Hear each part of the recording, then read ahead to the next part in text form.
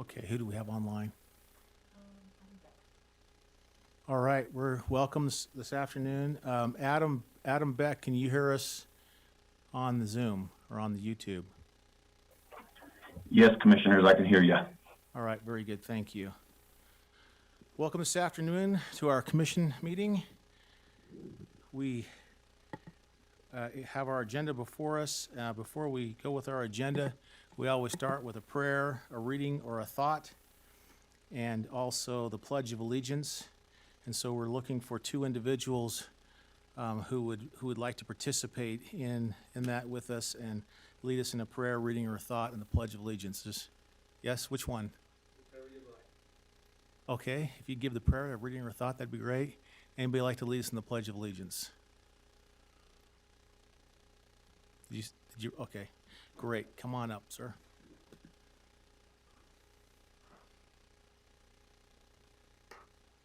Our Father in heaven, we're grateful for this beautiful area that we live in. We're thankful for the opportunity to have open discussion and the blessing of what America brings to all of us. We're grateful for the friends and neighbors that we live around. We're thankful for those who serve and help our community and county to become better. Bless us always that we'll be kind and constructive and helpful to one another. And we're grateful for all our many blessings that brings us to this area, and we say this in the name of Jesus Christ. Amen. And could we get your name just for the record? Who said that? I did. Walt Parcell. Thank you, Walt. Rodney.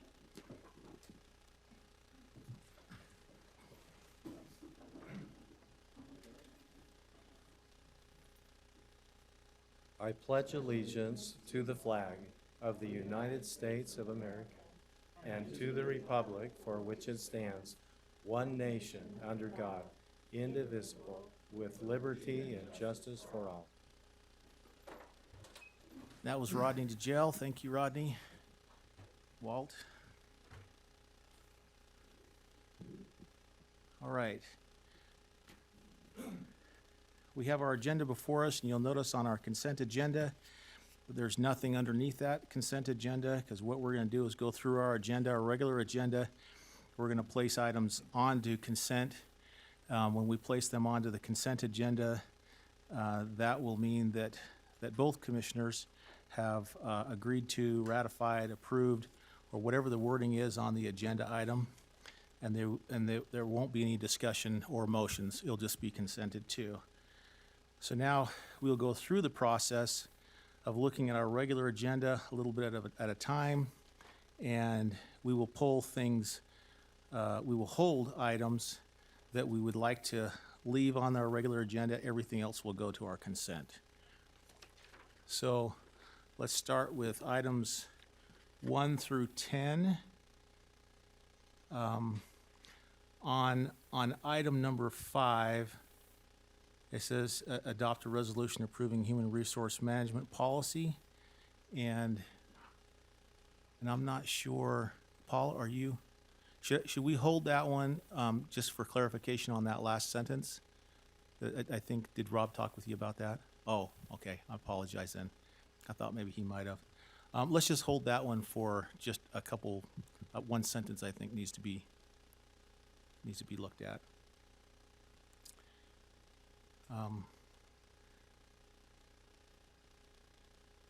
Number 6, I'm fine with leaving on consent for approval. I didn't know though if either commissioner wanted to mention anything about that or if Ralph wanted to say anything on number 6. This is the implementation of a Phase 2A of the Utah County as a compensation study, and basically it is to there's some deficiencies in the nursing side, and we're getting that back up to some of the standards there. So that's basically what it is. I don't know, Ralph, if you have anything to say on that, or should we just leave it on consent, or you want us to hold it? I can add anything you'd like me to. Why don't we just hold that, please? Okay, we'll hold that one then. Hold number 10. Hold number 10, all right.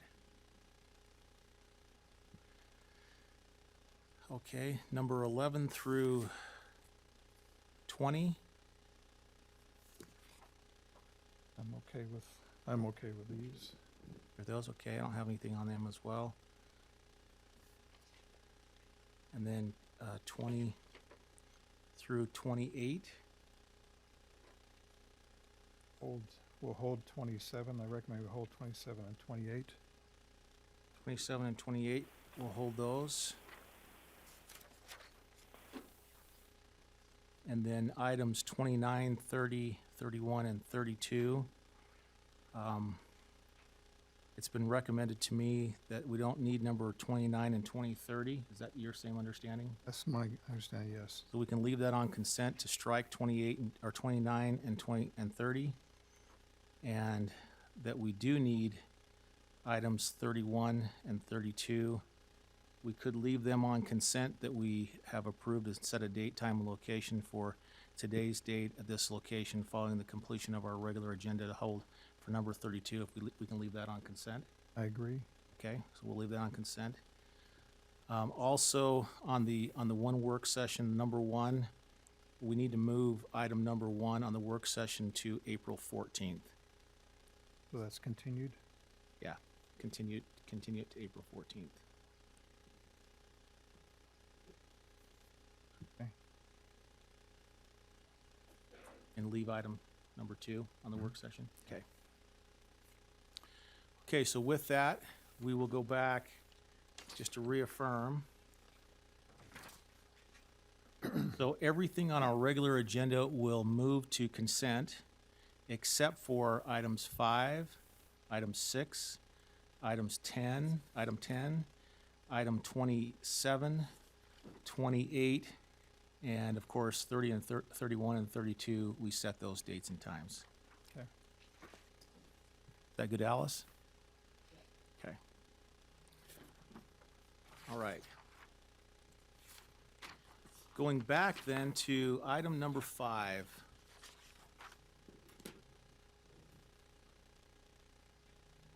Is that your item, Paul? Yeah.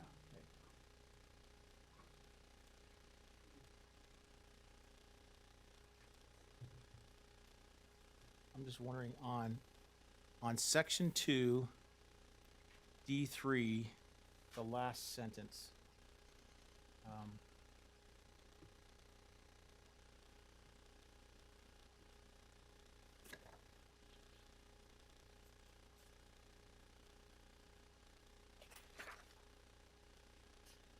That looks like that needs a little bit of rewording.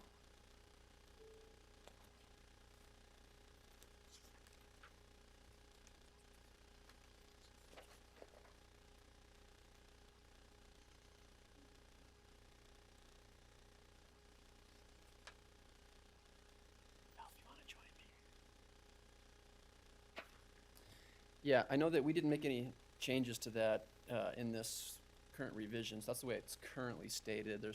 That wasn't an area we were looking at, I don't think. No, it's not. What actually is the issue that you're aware of? Well, it says only valid for 1 year from the separating event. And it just kind of reads a little clunky. I'm just wondering if that's how you want it stated. This is section 2, D 3. So section D is examination. Is that what you have? That's No, I have what I'm showing is 2D3. rehire registers.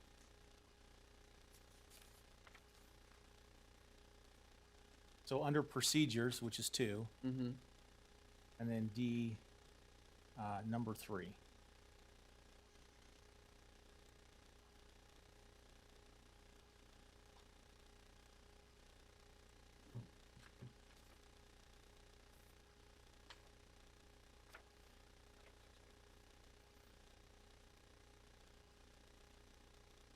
Somewhere we've got our numbering mixed Yeah. up, so I'm trying to find what you're. I have the same one you have, Paul, but it sounds like you have Commissioner Lee might have a different version. I'm not sure why. Look, I'm under the red line version. Oh, Yeah, so it's we've changed the red line second. version. It's the second version that we uploaded that would be, so let's Okay. actually find that. So that's 2A3. Yeah, so let's make sure we're working off the same. That would make a Yeah, difference. when we, changed the finalized version, all the numbers changed, so. So what version then are you looking at? 5, Okay, let me open up this, another document here. Probably that one.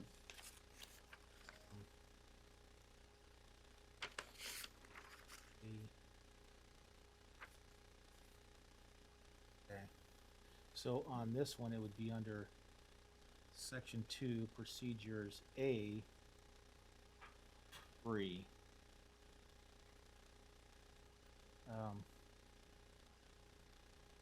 The rehire register shall be valid for 1 year and provided to the hiring department with the competitive recruiting employment register. Okay, so, I mean, that area that I was looking at on the red line one looks like it's different on this one. okay. I think we fixed it. Did you redline that in the? Well, originally, yes, but Oh. it's correct now. Oh, okay. Okay, so then it'd be important for us then to pass this one Yes, and not the red line version that's on there. Yeah. Yeah, correct, okay, But you're All saying right. valid for 1 year from separation. correct. okay. Okay. That's all I had with that one. Thanks, It- yeah, It sorry about looked the odd on confusion. that, Yeah, on the other yeah, one. sorry about that. That's probably the reason why you corrected it. Okay, Make a motion that we approve item number 5 then, yes, with the updated with the version. updated versions. Yes, and I'm suspending the rules so that I can second, make motions if needed. And I will second that motion. All in favor, say aye. Aye. Aye. That passes 2-0. Okay, Ralph, if you could just kind of explain the process and what this Sure. is for number 6 is to approve and authorize the implementation of Phase 2A of the Utah County 2020 and 2021 compensation study. Yeah, so, the original plan was to, systematically move through all the departments in the county throughout this year, making recommendations as to each one of the jobs and each one of the departments, how it relates to the market for the same role. And what we're trying to identify is the jobs most under market. Those are the ones that we want to focus on to actually make an adjustment, to their pay. We're trying to be, judicious about this and not affect any jobs that are either, close to, at, or actually, some are actually above market. So we're trying to not have any expense, related to those. But again, we're focusing on these roles that are the most under market. The phase 2 actually included several of the departments. We decided because of the pandemic to accelerate focus on the nurses. And the nurse series was found to be about 10.5% under market, and this is market, prior to COVID. So it's not related to effects of the increase in pay because of COVID. But the increase we're recommending is actually 7%, so we're still slightly under market. But we want to make, we've done so much hiring in these roles.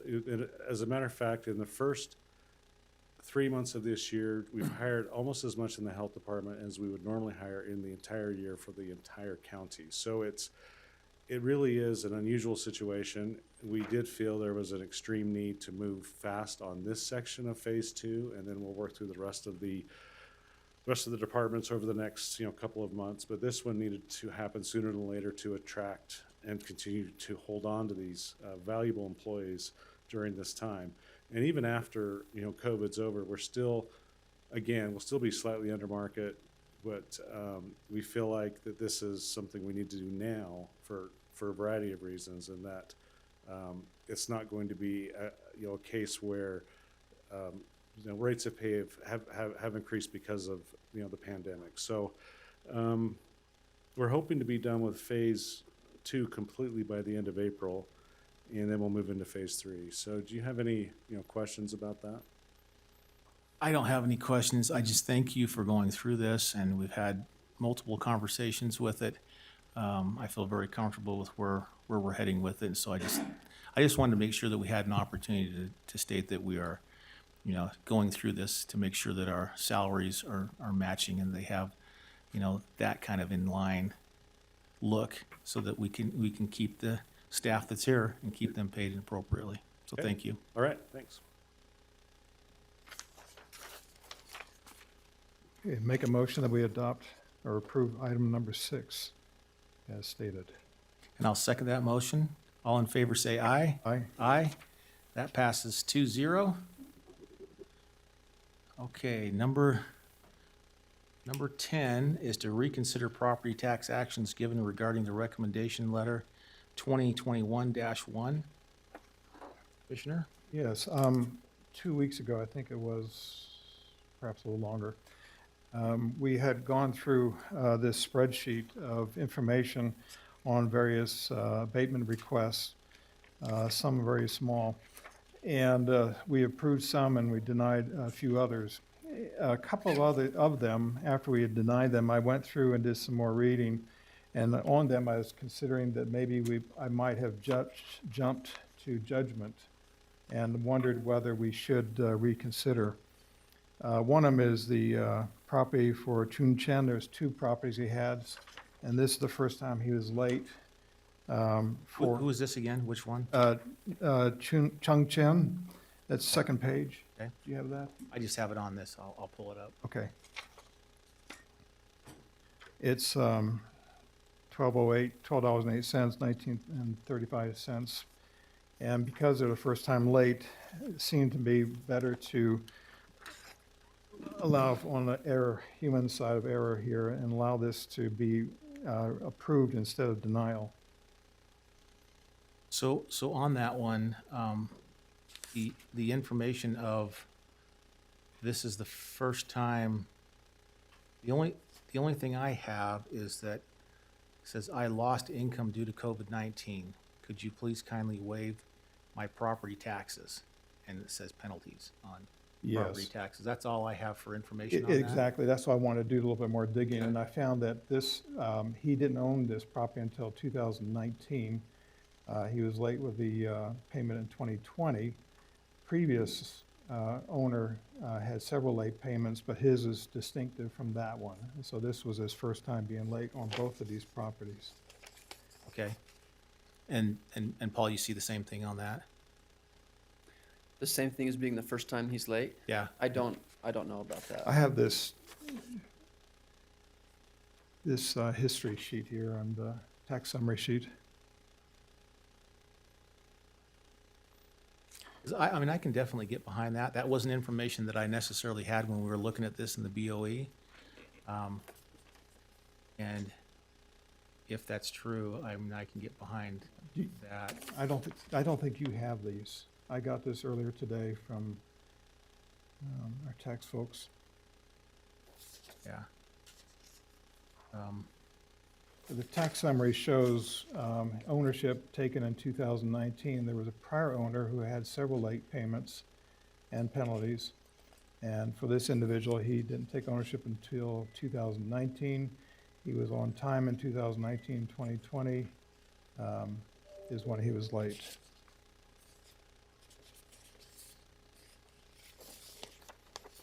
And you're just looking at the penalties, Yes. which is $12.08. And the second, which is $19.35.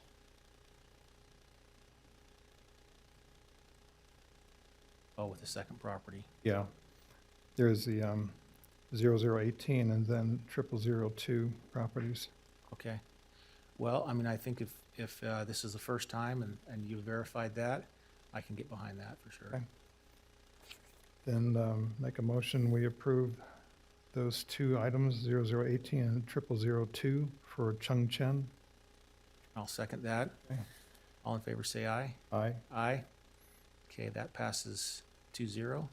Approve. There's a couple more here I just want to double check on.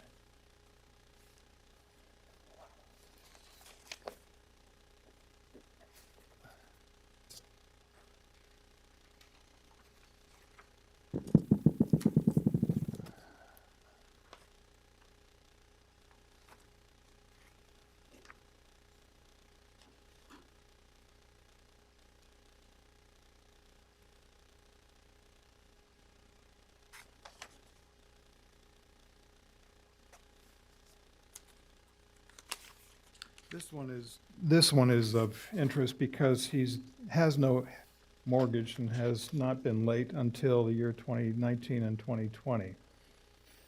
I have the tax summaries on that again. It does not indicate any past appeals or why he was late and the penalties for that. Who is this? I apologize, this is Peak Joaquin Holdings. The next one, that's the third page. Okay.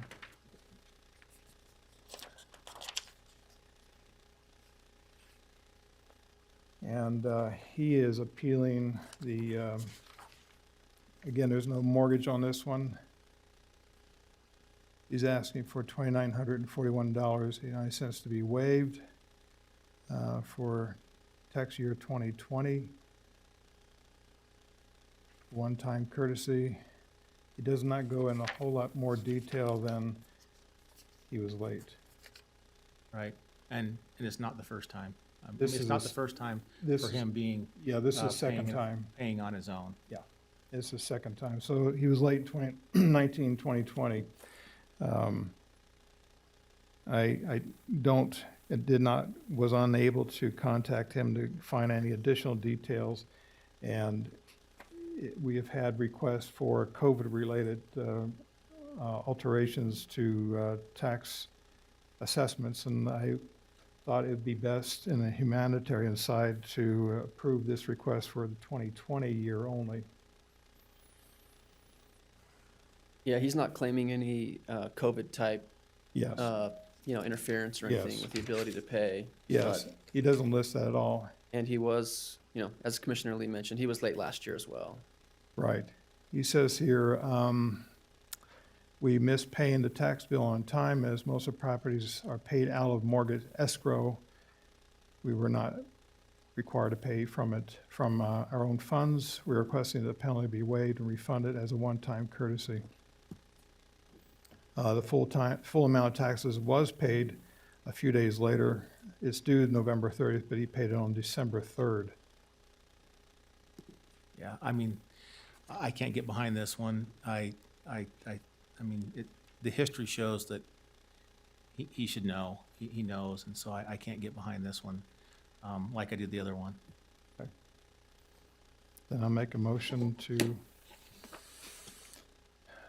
well, it's my motion, so I'll make a motion that we approve his request.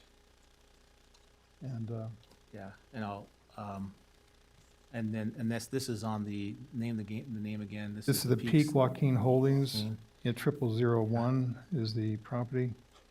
Yeah, and so I will not second that, so it fails for a Okay, second vote. Or second, yeah, fails for lack of second. Here we go.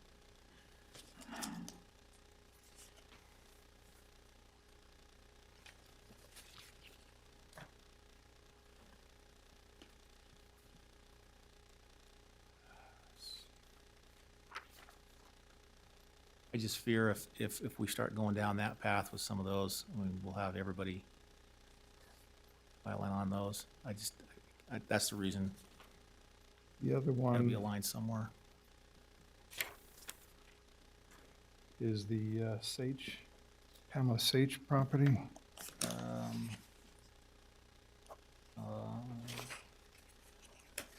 Is there a different name to it?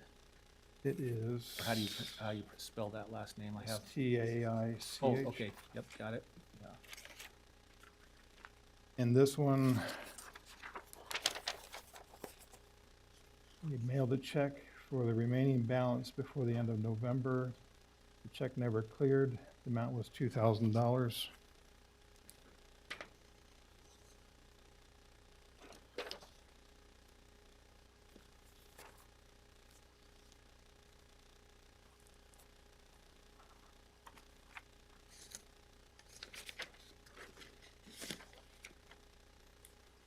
And her is on the first page. I misplaced. That was for $50.38. I see the statement here. Do you remember, Paul, kind of the conversation around this one? Says there mailed the check for the remaining balance for the end of November. Yeah. We have a county treasurer receipt shows it was paid January 28th. And, I do recall, talking about this, you know, the county never received a payment. It's difficult. We didn't get a payment on time, so there's a late penalty. We didn't see that, had we received the check at any, you know what I mean? Like, the check never, ever came. To this date, we still don't have the original check. the original check. Yeah. So Yeah. it looks I like think it there was, was there anything shown of, evidence of sending it, any envelopes? That's kind of what I right, remember. yeah, There yeah, was, there's no check there was no stub. check stub, there was no intent. And this individual has never had a penalty until 2020. It's always been in the clear, always on time.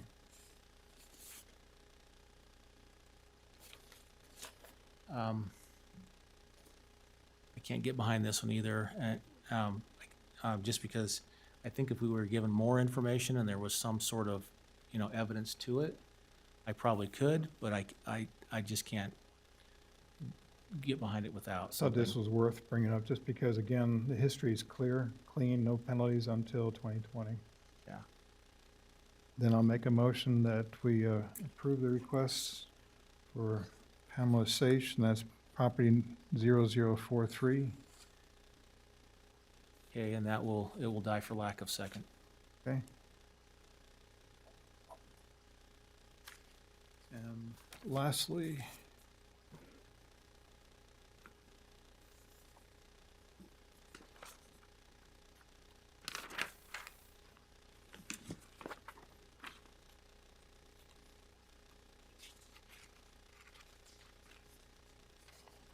this one had an address going to law office for the refinancing of the property.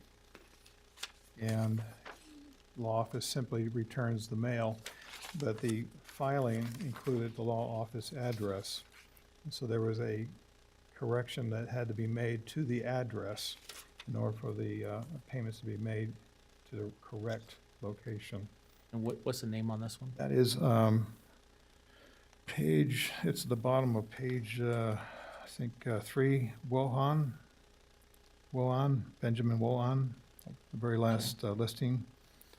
And that's 0027 for $29.29. So this one appears to be a administrative error. Yeah, I see that it says we were unaware that our property tax notice has been sent to the wrong address. We discovered this and paid the amount in full immediately online. I'm gonna assume, I'll just let Paul, I'm not gonna assume. But my question would be, has the property taxes in the past and so forth been sent to the same address and they've been paid? I would assume that was a question that we would ask when it comes to this. And I understand this was as part of a warranty deed, and so the address was misfiled.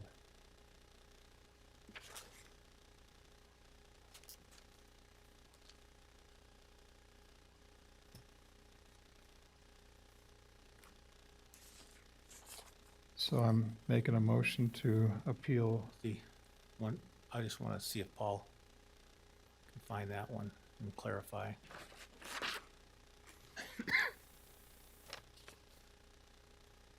Because typically, I mean, in our Board of Equalization, if we find that it was sent to the wrong address, that would be an error to us, but in this case, I'm wondering if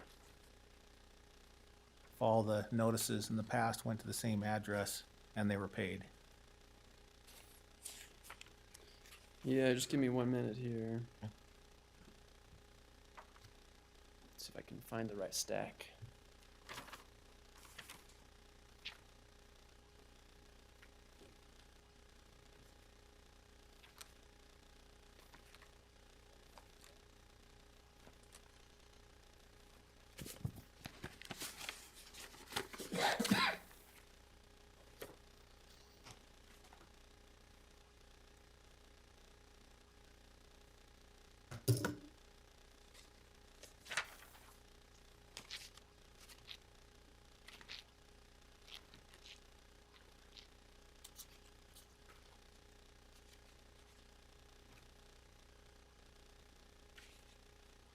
my conversations with the county treasurer office, we evidently reached out to them to get that corrected and got that sorted out.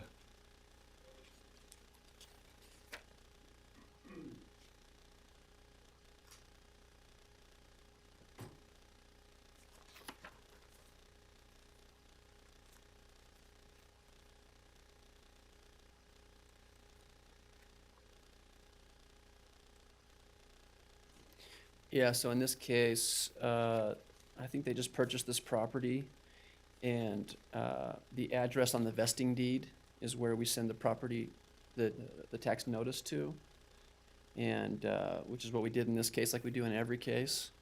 And that's probably the law office address is what they put on their own vesting deed. And so, yeah, They probably just received it and said, this isn't ours, and sent it back. yep. So the property owners are responsible for putting the right address on the vesting deed, in this case, a special warranty deed. And then we send the tax notice to the address that they provide us. And that's what happened in this case. We sent it to the address they gave us, which was their attorney's address. So the oversight, you feel, is on the owner's side then, from not reviewing the documents clearly enough?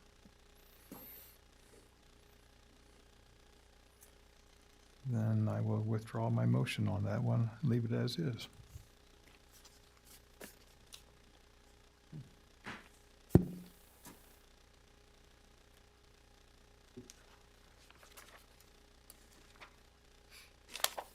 And lastly, the Carter property, the parcel number is 00002. Based on a letter that I did not see until after the fact, it says that they had received a letter from the county at least 4 times that they were Greenbelt status, and that it was under audit. The first 3 times that they spoke with us, he was leasing the property to Melvin Blaney, and he grows alfalfa and sells it to him. And all 3 times, they would call Melvin Blaney and just confirm that everything, that the Greenbelt's still in place. And the last time this happened was in February 2020. Got the same letter, made the same phone call to the county, and said that take some photos, send that to them, us, meaning of the tonnage of alfalfa, and let them know. The response he got back was that everything looked good and would be taken care of. And then he said he followed up with a call and asked if there'd be any interest if he doesn't pay the invoice, and was told no. He's asking for rollback of the 5 years taxes, because he's, and as he quotes here, in good faith has provided all the information asked of me in 4 previous times by the county, keep his Greenbelt status, and all 4 times it was not removed and remained Greenbelt. I'm asking for forgiveness due to the fact that I feel like I act in good faith and keep my status. If I knew back in 2008, I would have changed some things with my landscaper to keep my property Greenbelt status.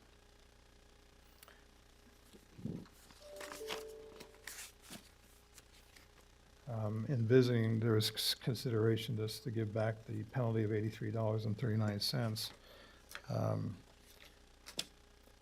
It seems to be a misunderstanding as to whether or not he was in Greenbelt the previous 5 years, or 4 years at least. Yeah, so this one's a little confusing to me because I think that we have the appeal in Greenbelt that gives us the opportunity there to, it was appealed to us on the basis of if they're in Greenbelt or not. And it was confirmed that they had, I can't remember all the details, but if I remember correctly, that they failed for lack of acreage. And so 5 acres is required, and I believe there were some measurements that were even taking place with that to kind of see if we could find the 5 acres, and if there's not 5 acres, then it's not lack of production. So the production issue is not necessarily what we're talking about, but lack of acreage. And and I don't know how you make up the acreage, but again, going back to the Board of Equalization, in that meeting, if we felt like that was done wrongfully, then we probably should take care of it in that meeting, because as soon as we bring it over to the county commission side, then we can't do anything about the Greenbelt status. That's in the Board of Equalization's realm. And the only thing that we can deal with over here on this side is use the 1347 rule on this and forgive the tax or the penalty, which in this case, it's really hard for me to even analyze that, since we've already determined in the Board of Equalization that it was a deny based on lack of acreage, which is pretty easy it should be easy to measure what that is. And if it's contested, then we should have that discussion underneath that umbrella of the Board of Equalization. So I personally think that this coming up, and I'm not sure, Commissioner, what your intent is. If your intent is to forgive that 5 years back of rollback tax, or if your intent is to look at the Greenbelt status itself, because if it's to look at the Greenbelt status, we can't, in this meeting, can't put him back on. We can't do anything in that regard. The only thing we can do is forgive the $8,000 or whatever it is of tax. And I think that we have some problems. It's problematic for me. Is this two-part where we can forgive portions or all and then refer it back to the Board of Equalization to further review this, or start the clock over again on the Greenbelt status? Because I remember the discussion when I first came in January, this was presented. We continued it, and they came back with exact diagram of what was residential, what was not, and it was found out that it wasn't all in Greenbelt. And they thought they were. And that was, I think, early February timeframe. So I'm unclear how to move next on this, and so that's why I brought this one up. So I'd probably recommend that if the intent is to look at if they're on Greenbelt or not, it needs to go back to the Board of Equalization for discussion. That it's not a commission agenda item. And then again, if at looking at it and going out there in person, I don't know if Diane went out there in person and measured this or not, but if it was measured off and there was some discrepancy in there that says they're at 4.999, and we can kind of make it work somehow or not, that would be a discussion for inside that umbrella. Otherwise, as soon as it's forgiven here, then they're, not in Greenbelt anymore, and which they're not now technically. And if we say, well, get back into Greenbelt, that's going to take 2 years Right. before we would even be able to consider it. And usually in the past, with the 1347 rule that we have in place, where we find discrepancies where maybe it was they're in production, they have the acreage, but it happens to be a timing issue on an application, which makes sense for us to bring it into the commission meeting, then we've put a plan in place to roll it forward to try to keep that Greenbelt status, at least it's a deferred payment mechanism, so that they can continue in Greenbelt and make sure they're doing their production, then they'll have the 5 years back, and it will keep it rolling through. So I think this agenda item probably should go back, if you want to go back to Greenbelt. I would go back to Board of Equalization for more consideration. So, I might just add that it was the Utah County BOE that denied this yes, appeal. The way that it should work after that, if the property owner disagrees with the decision, they should appeal to the State Tax Commission. Coming back onto a BOE agenda would be extraordinary. There's really no mechanism, pretty much, to do that outside of some, like I said, some extraordinary circumstance.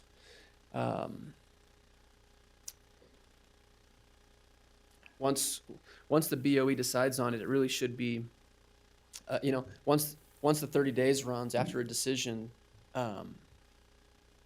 it would be very difficult to bring it back onto a Board of Equalization agenda unless like I said, unless you have some extraordinary circumstance that would motivate you to do that or something. What they should do is appeal to the State Tax Commission, the decision of the Board of Equalization. That's how it should work. So are we in a position to forgive the rollback tax at this setting and then request that they go to the State Tax Commission? The time for them to appeal has probably run, I'm guessing. That if they haven't appealed yet, it's too late to appeal. And so they may not have access or a chance to appeal that. Are you in a position now to forgive this? So you asked two questions. Answer to your first question is yes. If you want to turn the whole system on its head, then you could do that. Well, that's a nice way to put it.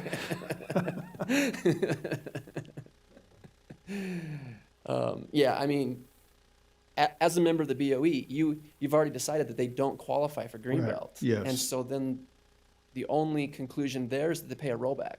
Like, you already decided that in the BOE. And so to now decide that they shouldn't have to pay a rollback is would be kind of a Contradiction curious. to the BOE. What's that? We would be contradicting the BOE. Right, which is yourself. And so you're saying they don't apply, but they should have to pay a rollback. And so it would be a Yeah. curious move. Yeah, I didn't see this letter prior to, and that's why I'm asked to bring it up. So But the remedy could be that they appeal to the State Tax Commission, and if the State Tax Commission comes back and says, reverses the decision that we made and said, yes, they still have the acreage that is needed and necessary, then they remain on Greenbelt and there is no rollback tax. Right, correct. That's the course or remedy that we've seen in the past. Right. And that's happened, so. So the motion here then,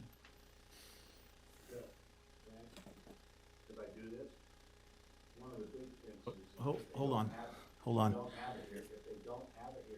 You have to come up to the microphone.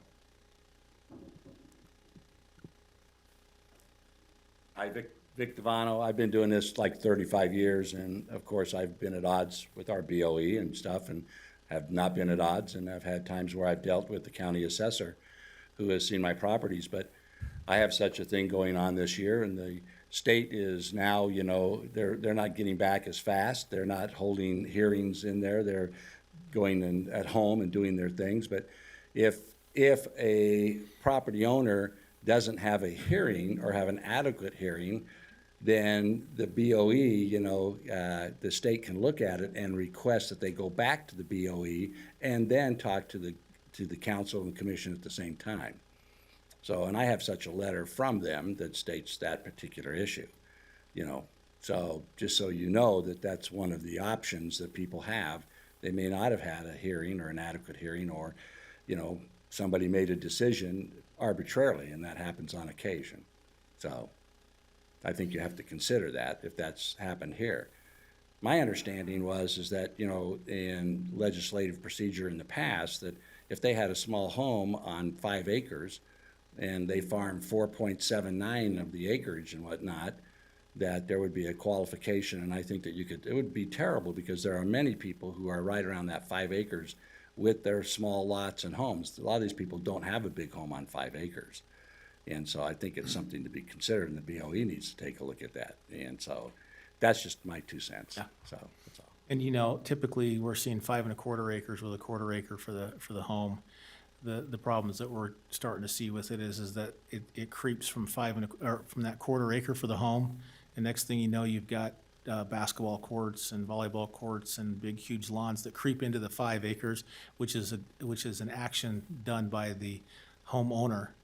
That's where we start to run into problems, where we start dropping below. So.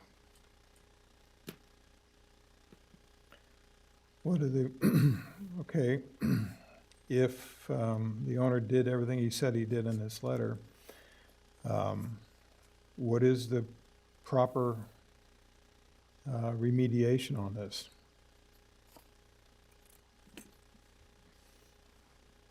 Well, I believe his remedy is to appeal to the state.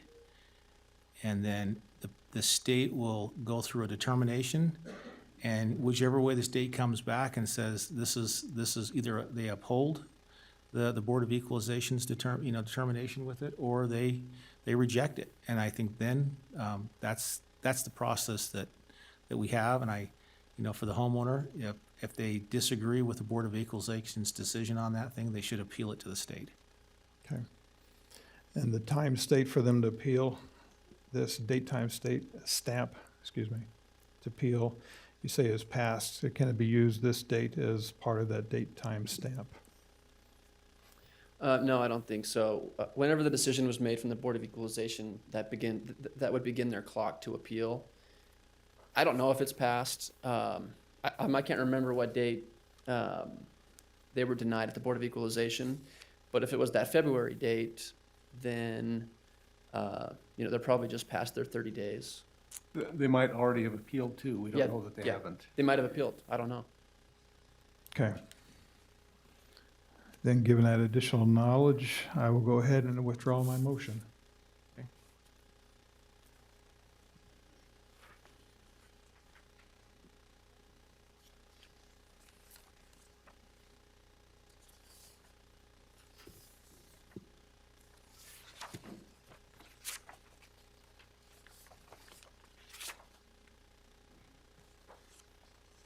Any others? No. Okay. There are others that were on our documents, but I don't think we have to take any action on them, do we, Dave, at all? Everything Okay. else stands as they are. All right. Okay, so that takes care of item number 10. Let's move to item number 27, which is to adopt a resolution appointing Rudy Livingston as Utah County Budget Officer. Commissioner. I initiated this process as while I was reviewing potential rolling back of property taxes. I was looking through Title 17 for more information on what is the role of the commission and its responsibilities toward the budget and taxations, et cetera. But agenda item 27 is a resolution designating a budget officer to Utah County and to streamline the reporting within the county commission body as provided in state statute. I followed, as I was reviewing the Title 17, I realized that the county has not been following state law for some time. We have kept the county commission separate from the direct budgetary responsibilities for years. We've been working through others, yes, but direct responsibilities for it, we have not. I found that we have a structure issue, not a process that should be missed, but we should look at this.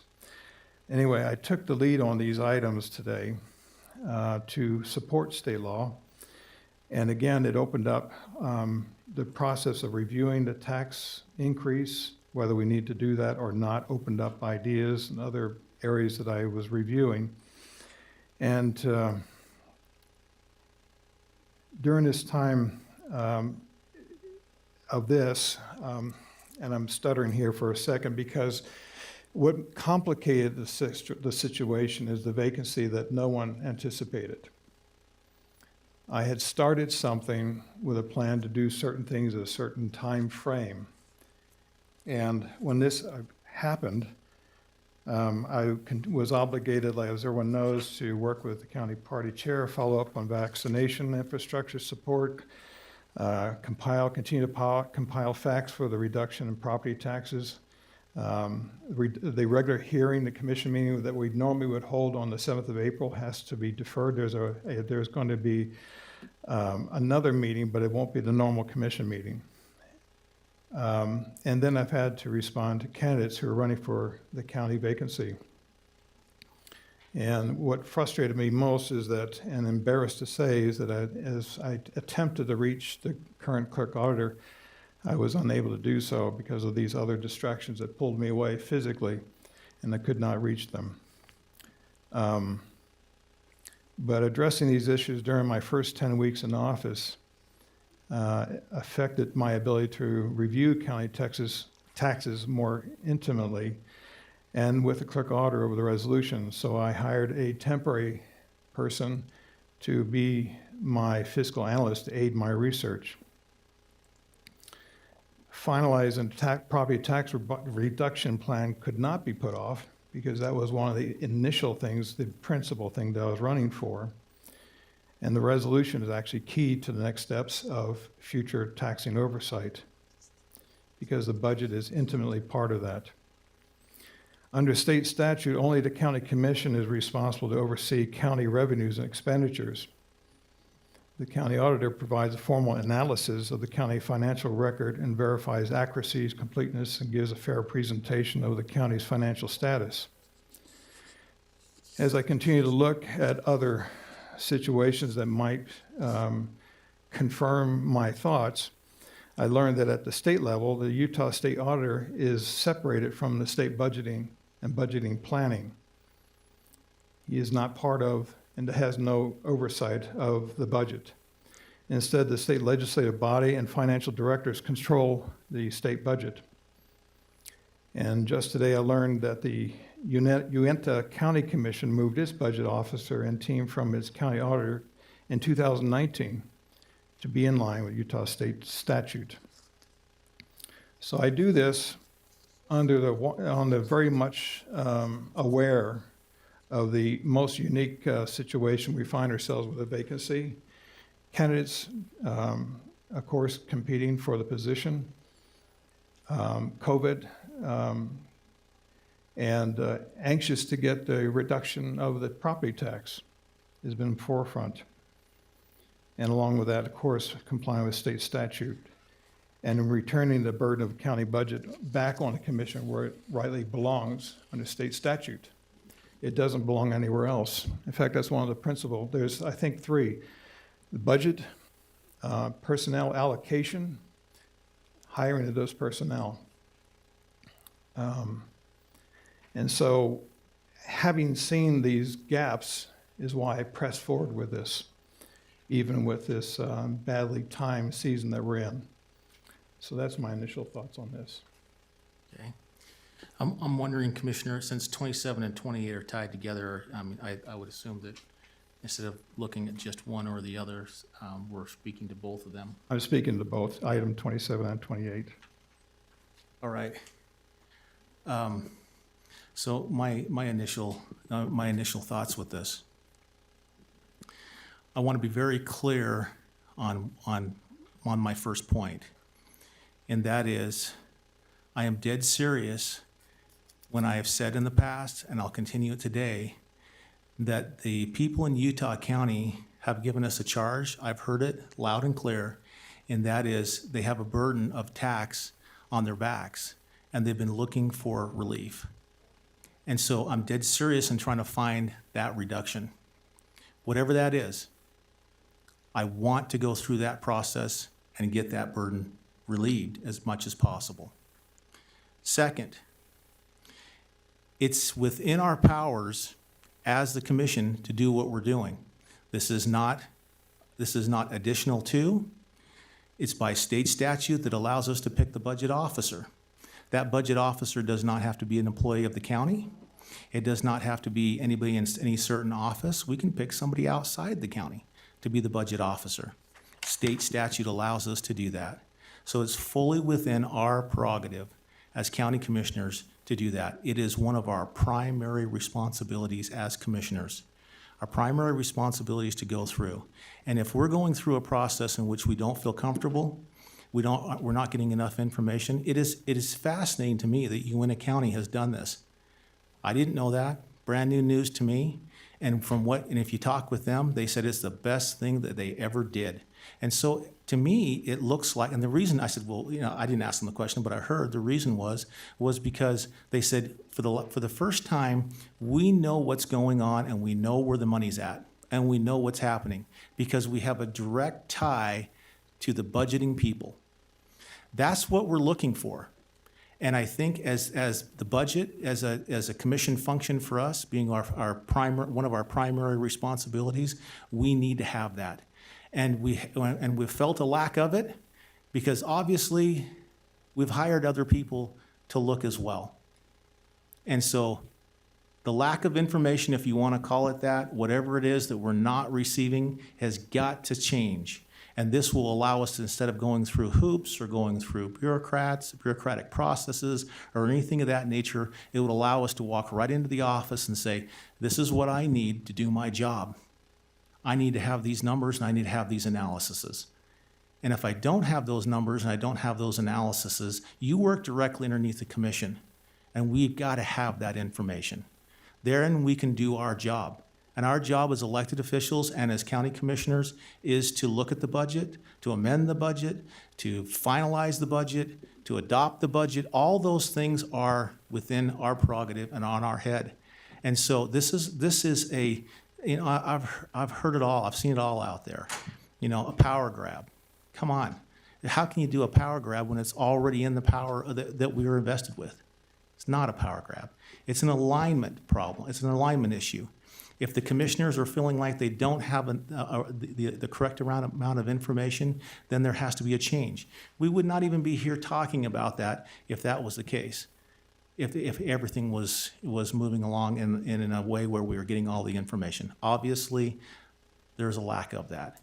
And so I support this move. Again, it's been done before. I will probably continue in the future with other counties to do the same so that the commissioners, with their statutory responsibility, will be able to make policies. That's our role as a policy maker. We're not looking for another office or individuals or anything to have checks on that. That's not the prerogative of it. It's not a check and balance system where we have one office that is checking the other with equal authority or power. We're looking for information. And so I ask the question over and over. I don't understand the fight of why we're not just given the information. And so this is an ability for the commissioners to say, we need the information, this is how we can get the information, and going back again, we're dead serious on finding a way to reduce that tax rate. And that's a primary driver for us, and we need the information appropriately so that we can do that and analyze it appropriately. So with that, we will allow, like we have listed on our agenda, the public can have up to 3 minutes to, or anybody can have up to 3 minutes to make statements. I will remind, we are not here to call people out by name. We're talking about an issue. Let's keep it on the issue, not on the names, and let's keep it in a way that we can have. It's not really a discussion either. If you want to go ahead and make a comment, you can make a comment, but it's not a debate. One note I would like to make before we go that far. There was what threw me off as I was doing the research on this. What threw me off is Title 17, 19A 203. And talking to the county attorney, I suggested that maybe we need to address that because he's in a position under another law, and that is to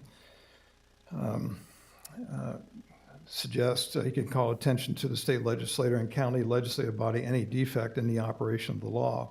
And I mentioned to him that I found that in this section, 1719A 203, that budget officer is shown appears to be under the umbrella of the county auditor. But everywhere else, it kind of contradicts that. And in the application of it, it seems to contradict that.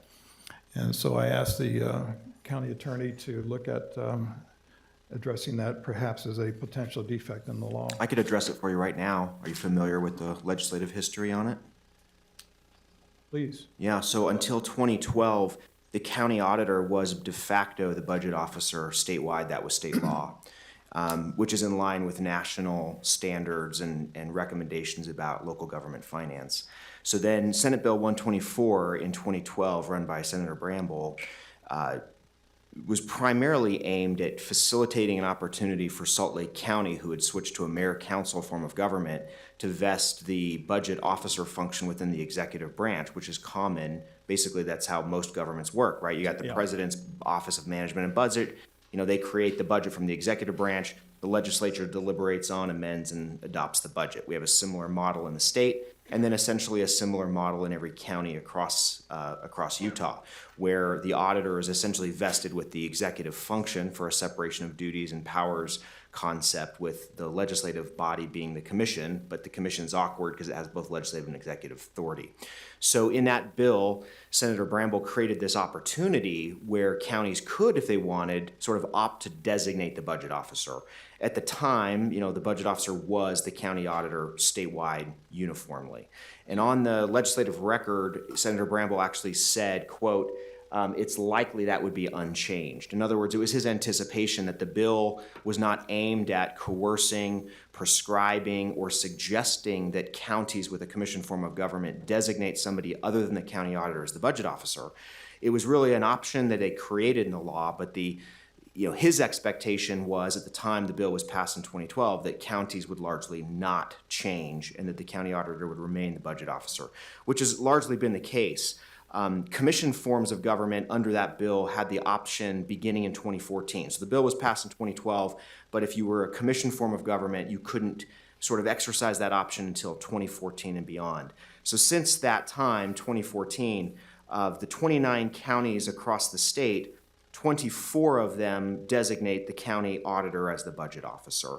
Of course, you have the executive forms of government where the budget officer de facto is rested within the executive branch, the mayor or the county executive.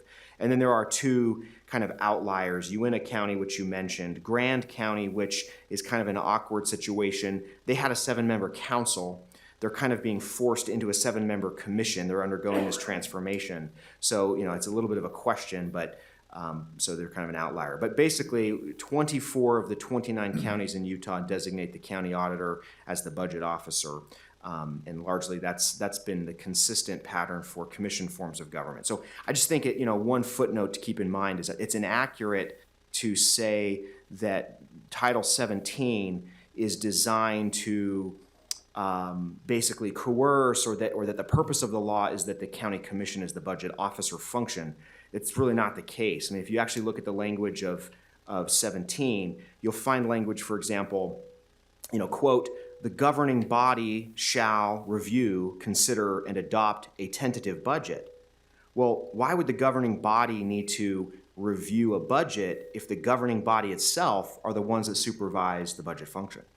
So state code itself has a lot of language that seems to imply that the budget officer function, preparing the tentative budget primarily is what the budget officer does, is a separate duty from the governing body, being the commission.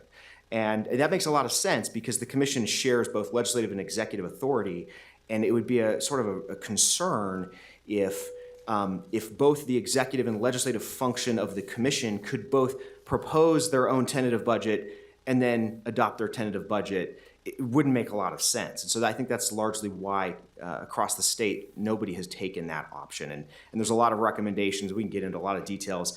The internal auditor from Salt Lake County at the time the bill was passed actually issued a pretty strong warning in the Salt Lake Tribune through an op-ed about how dangerous it is in terms of a fraud risk and just financial best practices to actually switch the budget officer function under the legislative body. So those are some of the legislative history I think was relevant to your point. And that's the function of the auditor, is to confirm how those budgets are being used, yes. So that would be the check on the budgeting process, as it is at the state level, but yes.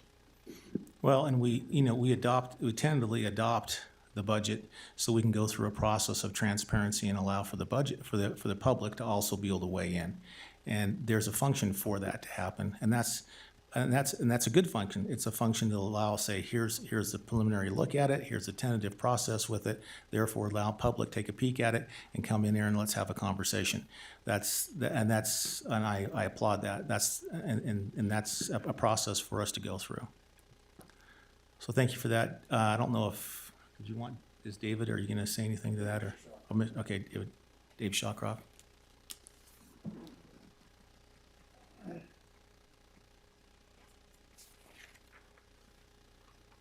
My only comment really would be to reference the statute itself, 1719A-203, which regardless of the legislative history which might exist, is very direct and explicit that it is indeed the county commission that determines who the budget officer of the county will be.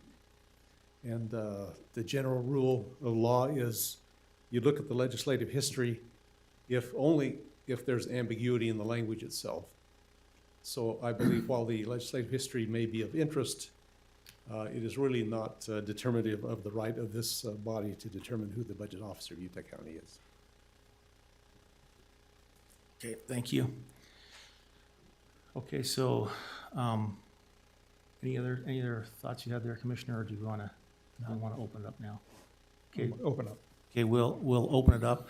Just by raise of hands, how many individuals are wanting to speak to this issue? 1, 2, 3, 4, 5. 5, and then online, how many online are we looking at? 1? Okay. All right, we'll start in the room. Okay. If you want, you can line up here or you can jump up. Chris Polson, County Assessor. I just want to clarify one thing. There was a discussion about this after it passed. I'm thinking probably Mr. Shawcroft and I may have been the only people here in this room that attended that meeting, but the commission and the department heads talked about this. And at that point, the commission decided not to change. So there was a conversation shortly after it passed whether anything was going to change. That conversation did happen. And it was the commission's decision at that time not to change it and to leave it in the auditor's office. That's So, fair enough. Yeah. I'm just clarifying that basically what Josh has said, that there was a process that changed it, the potential to change it, the option to change it. And that at that point in time, it was determined not to change it. Right. So Fair enough. Obviously, that was the case because it continued underneath that for years. Next, who was next?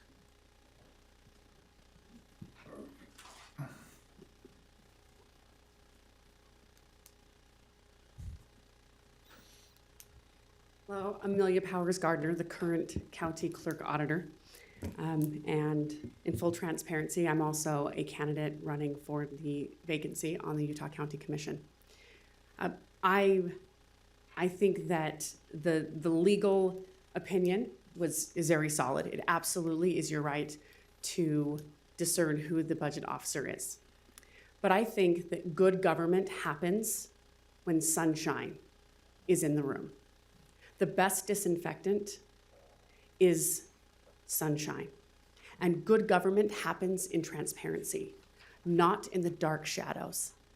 Not one of you has spoken to any of the staff members that this affects. And not one of you had the courtesy to talk to me. You had time to call the Public Works Department to talk about renovating space for the new employees. You have my cell phone numbers, both of you. Your assistants have my cell phone numbers, your policy advisors do. And I think it's very telling that the commission itself released an email that said that if department heads would like to put something on the commission agenda, we have to do so by 5 p.m. the Friday before the commission meeting. And yet, this went on minutes before the statutory deadline, without so much as a conversation, a text message, or a phone call. Tom, my office is right across from yours. You could have used a signal mirror to tell me. You could have sent me a text message, a phone call. You didn't talk to me. You didn't talk to the people that this affects. My number one priority over the next 2 weeks is to ensure that our hardworking budget manager, Rudy Livingston, whether or not he works for me or you, doesn't have an aneurysm because of the way that he was disrespected and upheaved. And I think that good government happens in the light, and this happened in the dark.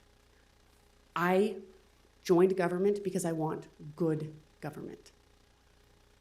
If I am successful in my bid for commission, this change would actually give me more authority over the budget. And yet I'm speaking against it.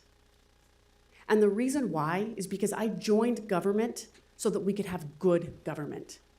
And once again, good government happens in the light, not in the shadows of the dark. I hope that moving forward, whether or not I'm the county auditor or a county commissioner, that we can have more cooperation, more collaboration. I have your phone numbers, and when I found out about this, the first thing I did was call my friend Bill Lee and say, Bill, is there something you guys should have told me? So my hope is whether I'm a commissioner or the auditor, that we can have better relationships, more cooperation, and that we can do things in the light of day and not the dark shadows of the night. So I will commit to you that I will continue to reach out to you, and I will do things in the light of day, regardless of what my position is. But as citizens of this county, we need to do things transparently. As the clerk, I cut holes in the walls of the ballot center and installed windows because the citizens deserve to see what we're doing. And this was done in the dark. And that, I'm not going to argue the legality because you're absolutely right. This is your prerogative. However, how it was done matters as much as what is done. Thank you.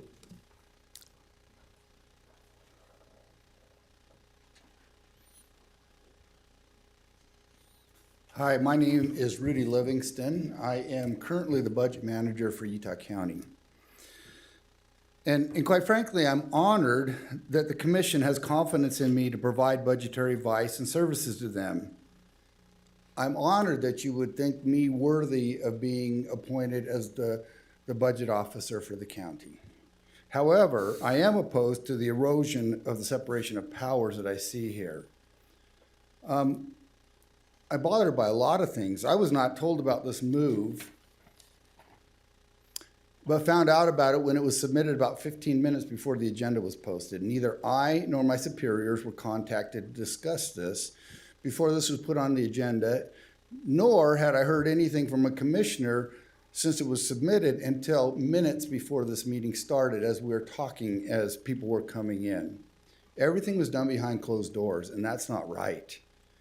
And I will tell you, the comments that were made that says that the commission is not getting the information that they want or they request, I don't believe that's true.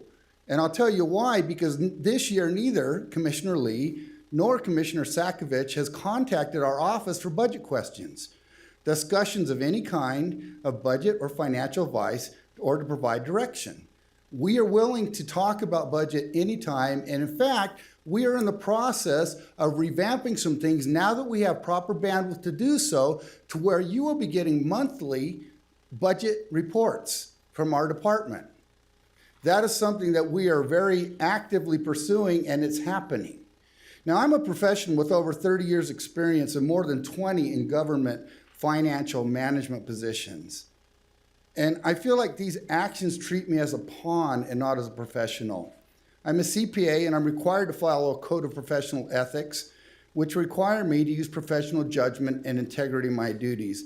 I'm also a member of the Government Finance Officers Association, and I'm required to follow the GFOA Code of Professional Ethics, which I actually brought a copy of with me too. And the first paragraph on here says, public service is a special trust.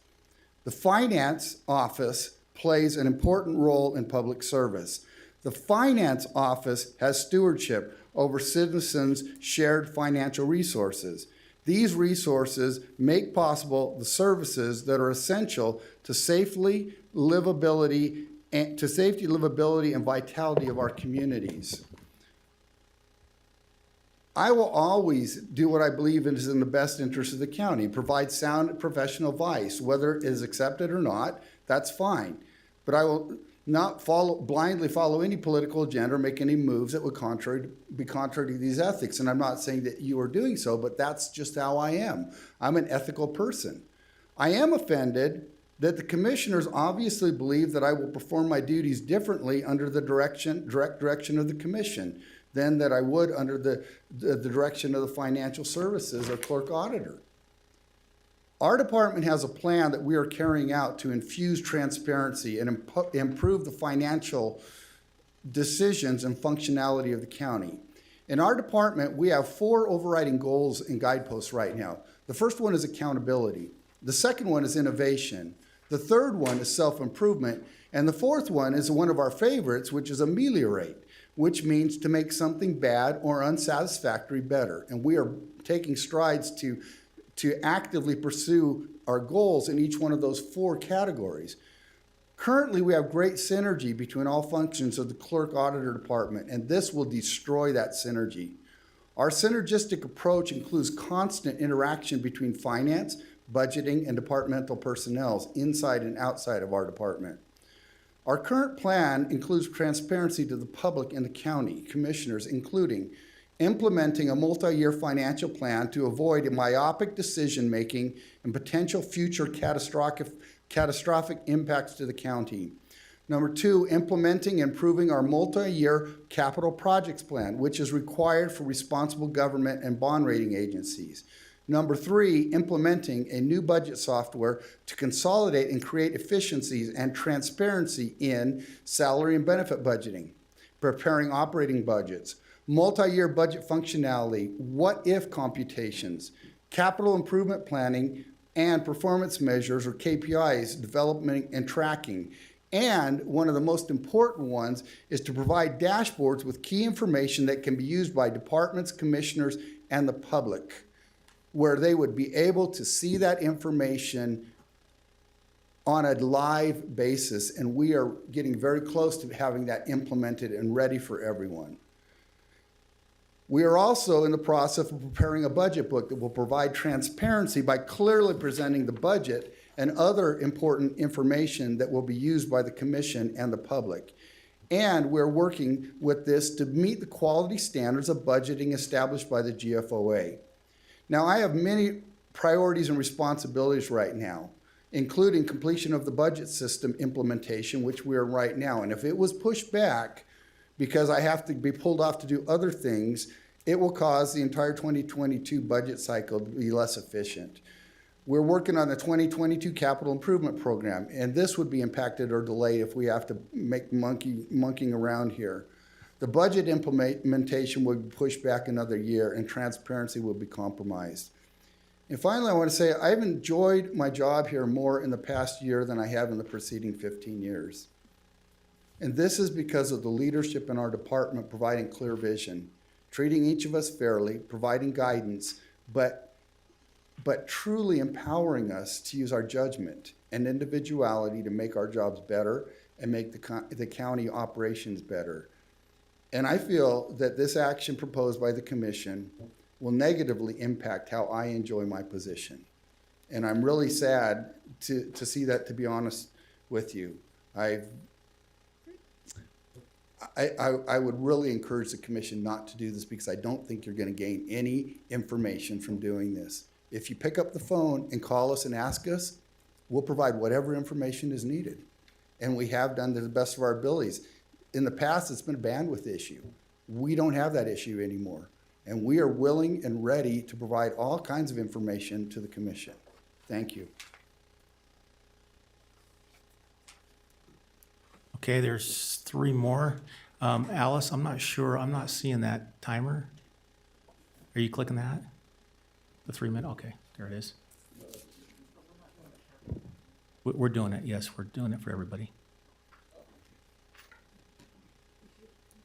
Thanks, Commissioners. Josh Daniels, Chief Deputy from the Clerk Auditor's Office. I do think this is concerning, maybe ill-timed.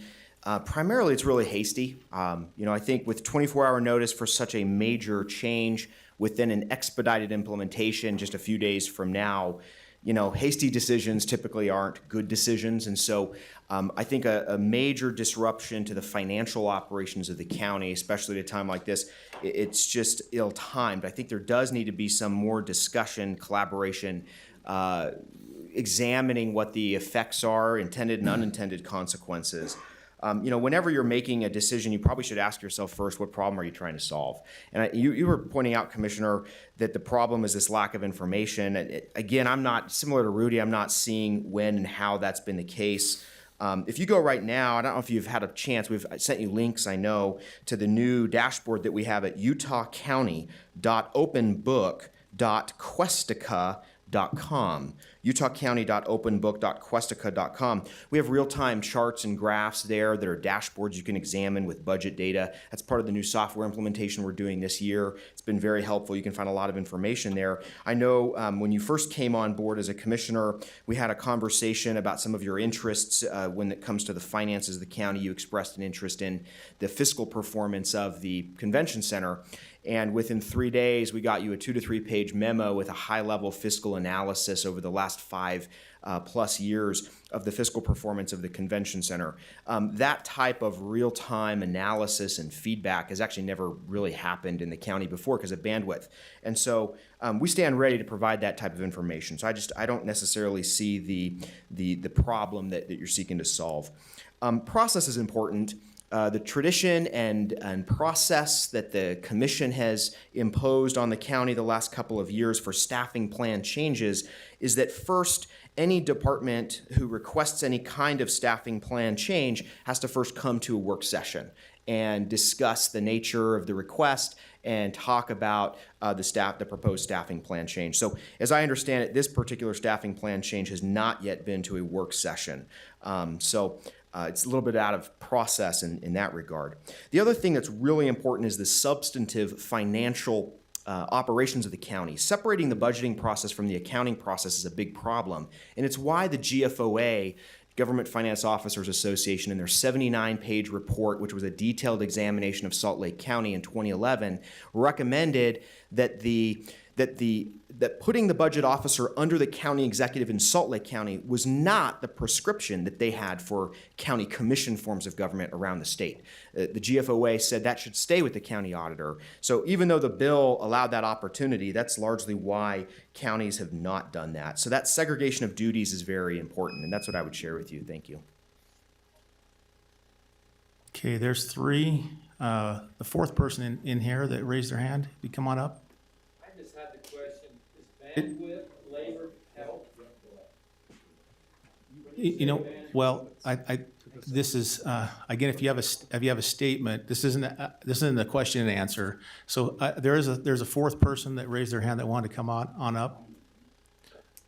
Fourth or fifth, I don't know. There was 5 people that raised their hand.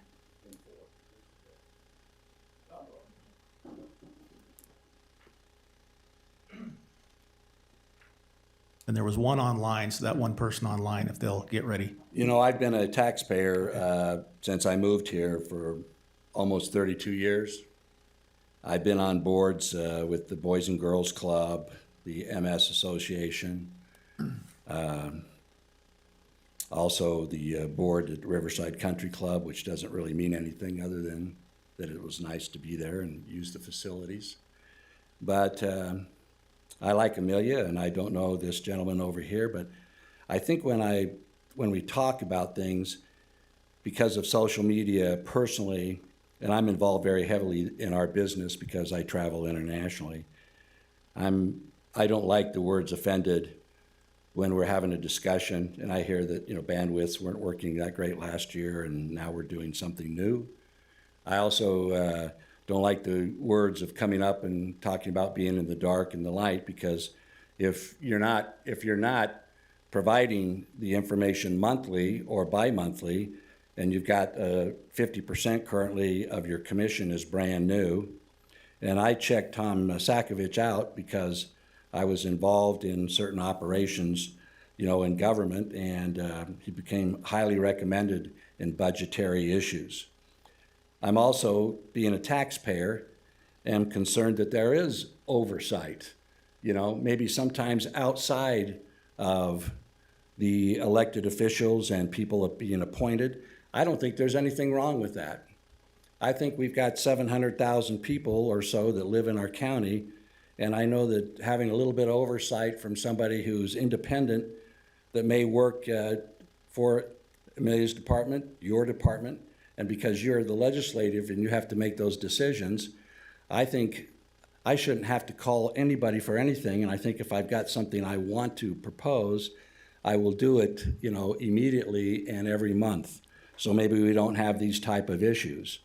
It doesn't mean that you commissioners are totally without some fault. You know, it's new, things are going on. We've got new changes happening, you know, all the time in social media and everything that we're doing and computers and documentation that comes to all of us very quickly.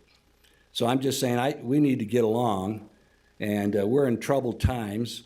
We've got 100 million people in our country who are out of work that when we start talking about paying taxes and everything else, I'm a proponent of checking everything I can out.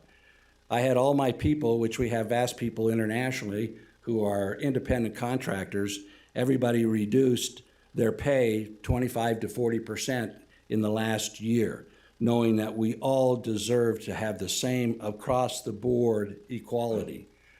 I checked out with counties and state government as I went to the legislature, which I've been doing for 30 years, that there was very few city, state, and county offices that anybody took across the board, received maybe only 75 or 80% of their dollars. So that's equality. That's what we do. I don't want anybody to get mad. I'm just pointing out an issue that I think is very important. So I'm for getting together. Let's make this happen, and let's make it work, and put your budgets up, and you guys, you know, maybe communicate just a little bit more. Thank you, That's Becky. what I look at. Thanks. Thank you. I didn't see the other person in the office or in the chambers here, so we'll go online. There was one person that said they had a comment. I think that was me. Okay, so we've got a couple other hands that have come up. I was just alerted. I can see them up here now. So go ahead, give us your name. All right. Well, good afternoon, commissioners. My name is Jack Davis. I've been a longtime resident of Utah County, and I just wanted to speak briefly in opposition to item 28. The commissioners have made it clear that you have the power to make this change, and you have the power to do so. And I don't know that anyone argues that, but I do think that the commission needs to answer 3 questions before you vote on this. First and foremost, you stated that this is about information. This is about the current situation not working. I think the quote you used was feeling like you can finally know what's going on. And so my question as a citizen is, what grievance do you specifically have with the county clerk's office, with the work that her office has done in managing the budget? And why do you feel that you're dissatisfied enough that this change needs to happen? The second question is, why specifically does the commission feel that they need to do this now without a full commission? What is the urgent situation that prompted the commission to do this with less than a day's warning, without warning anybody in the county government what was going on? And the third question is, if you don't have a specific grievance with the county clerk's office, and if there isn't an urgent situation prompting this change, then why does the commission feel the need to do this with 2 members and with very little warning?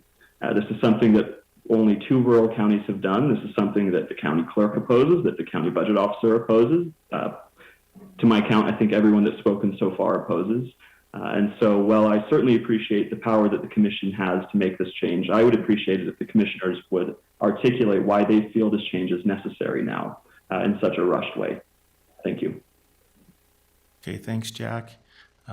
Again, this is not a debate back and forth. And so who's next on the to make comments? This is a comment period. Next we have is Mark Lau. If you can go ahead and unmute and proceed. Hello. Hello.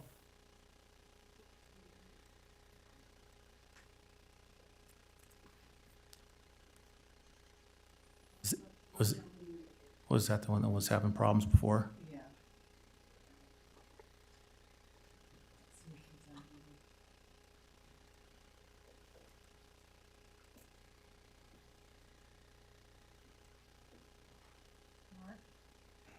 there, Mark, if you can try to unmute your phone.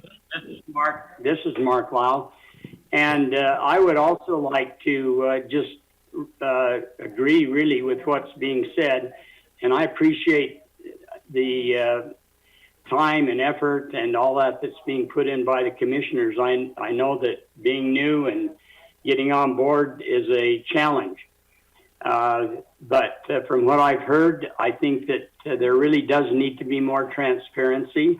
It sounds like the proposal has been put together rather quickly, and I do have a concern about checks and balances. I'm concerned about that on a local level. Certainly our federal level has a big problem with that as well, and I would hate to see us follow in their footsteps. I would really appreciate this being tabled or whatever needs to be done so there can be more discussion, more input, and that we can be educated more on the real need for this change. Because in the businesses that I've been in, I have been able to get information from other departments quickly and easily, and if necessary, put things into place so that that will in fact happen. And I would appreciate you as commissioners really listening to the input of those of us who seem to be concerned, and like I say, I'm opposed to having it changed at this particular point. I think there needs to be a lot more discussion on the issue. Thank you. Okay, thank you, Mark. Next, who do we have on? Okay, next is Kyler Williamson, if you want to unmute yourself and proceed. All right. A lot of, like what everybody else has said, I don't like the fact that this was done last minute. My father has a good maxim: if something has to be done in secret or in the dark, you probably shouldn't be doing it. And this definitely seems to have been done with the intention to obfuscate the issue. Fortunately, enough people got here and got the word out, I guess. I also really don't like centralization in our government. That seems to be a Democrat thing. I'm a Republican. I don't like it. I don't like the way Salt Lake is run. The evidence of how their more centralized stuff is done up there is evident on the streets with all the homeless. I don't like the idea of Utah County becoming more like Salt Lake County. And also, you guys stated that the reason you wanted to make this change was because you were not getting information from the budget people. All right, fine. That seems a legit reason. If you can, do you have examples of that? If you have examples of times where you requested information and it was intentionally delayed, or they were being, if they were trying to hide things or prevent you from getting information, then let's show that. Let's fire the people who are not doing their jobs over in the budget office, and that seems to solve the problem, right? But it doesn't seem, from what we've heard here, that you have any examples of that happening. It doesn't seem like the budget office is trying to hide information. It seems like they're more than willing to give you guys whatever you want. So I don't see a need for this change at this time, and this seems to be, while you certainly have the power to do so, just because you can do a thing does not necessarily mean you should do a thing. And something like this seems like it, at the very least, merits more discussion and input from the public. And I'll be pretty disappointed if the two of you, after all of these people going against this, if you two just say, okay, well, thanks, this wasn't a debate. We're going to go ahead and vote for it anyway. Okay, thank you, Kyler. Okay, it looks like we have two more. Kelly Baxter, if you would like to unmute and proceed. Yes, I am Kelly Baxter from Orem. I appreciate that Commissioner Lee has responded to my emails already regarding this issue. I agree with other comments that transparency is essential. I have concerns that the Commission didn't consult the Clerk Auditor Department in advance. This is not something that should show up as a surprise agenda item. There is a time to pause and realize that there are significant concerns from employees and the public. Please give this more time. Pushing through quickly isn't the answer, and it's not going to alleviate anyone's concerns. Please provide documentation of the problem before passing a solution that could result in long-term unintended consequences. As a constituent, I'm concerned about the obvious lack of communication and visible discord within the county government. The role of leadership is to sit down with their employees in advance so no one is caught off guard. There will always be differences of opinion, but there should never be surprises. There's no tax break worth this. Okay, thank you, Kelly. Okay, and then our last one on Zoom is Nathan Ivy. You can go ahead and unmute yourself and proceed. Nathan Ivy, resident, Utah County, Benjamin, unincorporated. My pleasure to be on and speak today in opposition to this agenda item. I had the opportunity to work as a commissioner for 4 years. I always found both clerk auditors that I worked with extremely accessible, and Amelia and her team extremely accessible and free-flowing with information. They've done an outstanding job modernizing the office, bringing staffing levels to an appropriate level to provide information and ensure that that my money that I give to Utah County as a taxpayer is handled appropriately and well documented and spent in appropriate areas for government. This is very concerning to me from a good government standpoint, because I believe good government has a separation of powers and checks and balances. Recently, Utah County went through a very robust debate on our form of government, and one of the arguments continually used by the two current sitting commissioners was that Utah County had checks and balances in place because there were separate offices for handling separate functions. One of those offices is the clerk auditor's office, which prepares a tentative budget that then is made available to the public, and that the commission can amend, change, modify, and finally, as a legislative body, pass. And so I find it a little ironic that the two current commissioners are proposing eliminating one of the things that they thought was a very strong point of the county government, and that was the separation of those authorities and powers. I believe any good working entity has different eyes on our money, and I think it's very, very smart to have the clerk auditor's office have their eyes on the money in the budget, and the commission have their eyes separately on the budget.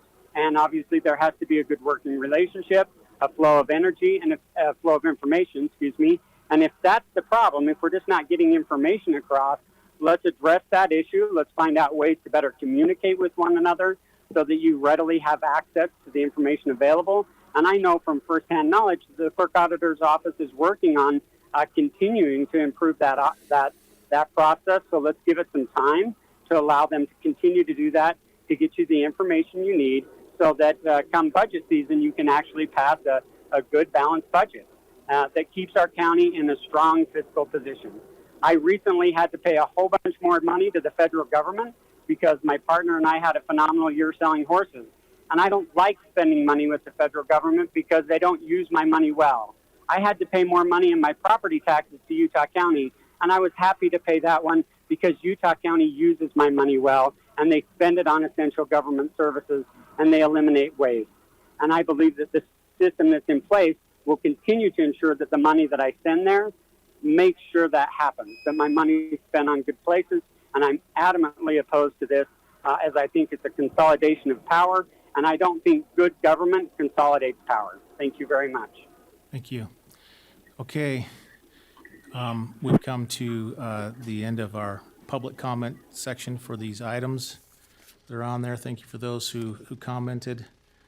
And we'll bring it back up to the bench for discussion between the commissioners on this item, or some clarifications or anything that you'd like to mention. Anything that you have, Commissioner Sakovic? What I found in the Title 17 is, given the history of why they had it in the clerk auditor for the last several years, I understand that. But the fact that in the future, having an audit power over the budget process is a conflict of interest in the long term, not immediate term. The current clerk auditor is, as I've said in public, is an original thinker. Remarkable, she and the deputy. But I see a need to have a synergy that had been mentioned earlier within the county commission and the budgeting process. The budgeting process belongs to the commission and is supposed to be handled directly by the commission. And in order to have the synergy, the communication that I have seen begun within the commission in the earlier parts of this year was very satisfying as we continue to meet on an administrative basis, talk about principles, direction, overall thoughts about this or that. It was an excellent synergy. And I see the same need within the budgeting process, and that's why I was anxious to get this forward, given the fact that there'll be other distractions the rest of this month, which would delay further getting the tax review completed on a timely basis, and that's why I chose to press this as I did. And I can't undo the fact that I did not reach out to the clerk auditor as I should have. There were times that I wanted to, but I was pulled away and did not. And there's too many reasons for it, and I won't go into now because it's done, and that was my fault. And but I still come to the conclusion that there needs to be the budgeting process actually physically present and have that synergy exist within the county commission. And that's why I was promoting and pushing this forward. All right, thank you, Commissioner. Couple of final thoughts before we look at taking action. A lot of interesting thoughts on there, and I'm going to reiterate again that for a long time, my primary focus has been to reduce that tax burden on the citizens of Utah County. There's no, for me, I've been looking to find a way to do that, and the only way that I can do that is with proper information. And so there's been a lot of questions as to, what's wrong, where is the information, how come you're not getting the information? Last year, I sat down and I said, listen, I have got to have, if we're going to do a budget forecasting, which we normally do, budget forecasting, revenue forecasting, expense forecasting, that's what the budgeting process is. I said, we have got to go through, if we know that something's coming, then we should be budgeting and looking at how that's going to impact the county. I sat down with the clerk auditor's office, with many in that department, and I asked the questions. And I said, we should be looking at doing, what does this reduction look like? What if we do this reduction? Because somebody was just elected that campaigned and they had promised they were going to go through and do a reduction in the tax rate. If we know that is on and that's coming, and they know exactly where I stand, we have got to start budgeting for that. Unfortunately, there was talk about that. There was no real budgeting plan. I never saw that, and so that becomes that's a sticking point for me. It really is. I heard the words, that there's a lot of synergy going on in the office, and I think that's great, and I think that's fantastic. That the finance department, the budgeting department, and that group has all got synergy going on. But I also heard the words, if I'm pulled off to monkey around with other stuff, if monkeying around is working with the commissioners, that's a problem. It's not monkeying around. We're asking legitimate questions that we have, because we can't have a disconnect between the commission office, who are the policy, the one on the budget side that make and pass the budgeting process, and if it's looked at as, well, that's just, you guys are just problematic. That's a problem. We've got to get past that kind of stuff. And so for me, I'm supportive of this. I know, and again, going kind of the light of day, I think everyone has to realize that the commission office, when we're looking at agenda items, there are times when an agenda item comes up and I'll get notified, of it, or I'll see it on the agenda, or I'll get notified that there's, another commissioner is working on this. You maybe start looking at it, but it's not one where necessarily everyone knows exactly what's going on. Because as a commissioner, I will take an agenda item, I'll be working on it for quite some period of time, and I'll be working on it alone. And the reason why I'm working on it alone is because I have to work on it alone. And so as I work on an agenda item like that, then as things progress, you know, sometimes, you know, there'll be a notification or on the agenda that I'm working on this, and then we move forward with it. I do feel, you know, that we need to have this because a lot of energy and synergisms going on one side, but the other side's not. We're not on the other side. That is the policy side is just not. We're not seeing it, and we're not a part of it. And we need to be fully a part of it. I talked with a lady today who called up, and she said she was a budget officer for a city around here, and I told her some of the concerns that were going on, and she said that's appalling to her because. During their budget process and during the year when they're looking at budgeting, she says the mayors, they knew everything. They knew what was going on all the time. There was no implementation of a new program or plan or anything like that without completely with the mayor on board, because they knew that it was eventually going to have to go that direction. And I think that's what we're asking for. We want to have all the information. This is a vehicle to get that for us so that we can appropriately not just go through a tax reduction, but to actually look at the budget next year and maybe even do it differently and find a different way to do it where we're saying we're going to drive it in this direction so that we get the information and we have it all on board and we know where it's at. It's a new way of thinking. I actually think it's going to wind up being beneficial to the people in Utah County, that their elected officials who are making the policy, that are looking at the budgets, are fully involved in the whole process, all the way through. Because if they ever have a question, they can go ask a budget analyst or anybody else or the budget officer, I've got to have an answer to this question. And that will happen. It won't be one where it's not answered. And so I'm supportive going forward. And Commissioner, I guess it's time for a motion. I make a motion that we approve agenda items 27 and 28 as shown. And I'll second that motion. All in favor say aye. Aye. Aye. That passes 2-0. Okay. We do have a work session item. It's the Utah County Fair. Come on up.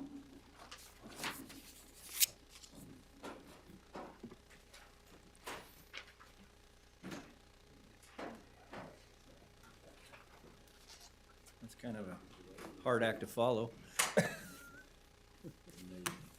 Oh, yeah, we're new to the county thing, so, well, somewhat. Welcome. Make sure and tell us your names. We know who you are, but for the record, Yeah, we want to right, make sure and have your names and. My name's and the- Craig Conover. Yes. I run the Daily Herald over here, kind of next door. I've been involved with the county fair for quite a while. I also served 8 years on the Springville City Council, so I don't know where you guys are at. So, and this is my partner. Mike Duffin. I work at UVU, director of the IT development out there. And then we've helped with the fair for like 12 years now. Ever since it came back from Thanksgiving Point, Yeah. if you will, with Carol and Carol Harmer and her husband. So Commissioner Sakovich, they were looking for something to help, and so I don't know why, but threw up our hands and said, hey, we'd love to help and move this process forward and have a county fair this year. Hopefully we can have some semblance of a county fair. It's usually the first person that doesn't raise their hand that gets nominated for it, but you guys raised your hand, so that's even better. Show initiative, There get you go. responsibility. Right, Yeah. I think it was Mike, and then Someone else started- named names and I said exactly. drug into it. But that's okay. I mean, having been involved a lot in the community and different things, I think this is a Yeah. great thing. The fair's always been a great way and a great thing for the community. So hopefully, we're getting a lot more people on board, and that's being very helpful to us, obviously, because this is pretty much a volunteer project for the two of us this year. So anyway, why don't you go ahead? So Mr. Sakovich recommended that we kind of show what we had happening so far. So we're going to only have the fair for 3 days this year instead of kind of the 4 that we have in the past. probably because we're on more of a truncated time schedule to make that happen, and coming out of the recent pandemic, I think that's probably prudent anyway. So we'll try and open the fair around 2 o'clock on the Thursday. The stock show obviously goes on all day. We're gonna have some sort of an arena event that night that we're hoping to include like a horse vaulting, balloon shooting, some sort of, by that I mean the horses where they do the air guns, you know, not like we're actually gonna have machine guns or anything in the fair. So that is hopefully kind of the schedule for that day. We're probably gonna do something and having a movie on the big video wall that night that we already have set up for the Derby and stuff. We're gonna do vendors this year. We're hoping to do something more along the lines of maybe a, what do you call it? Kind of like the, Downtown Provo thing every Saturday. Oh, A farmer's market. Yeah, farmer's market. Yeah, kind of a situation instead of, you know, more community event type stuff, community, local products, that kind of Yeah. stuff, instead of the larger vendors that they have tried to do in the past, which has not been real successful. So we tried to bring more of a family feel to it and try to let some people present their own goods and stuff that they can sell locally. So we'll probably try and keep that entry fee substantially smaller so that we're not just getting those companies trying to sell, you know, wares. We're thinking more of a county feel to it, or you know, fair or local market local thing. Yeah. County level fair, county something level that, vendors. You know, if somebody wanted to come and sell their honey or whatever, they could make that happen. Now that's bee honey.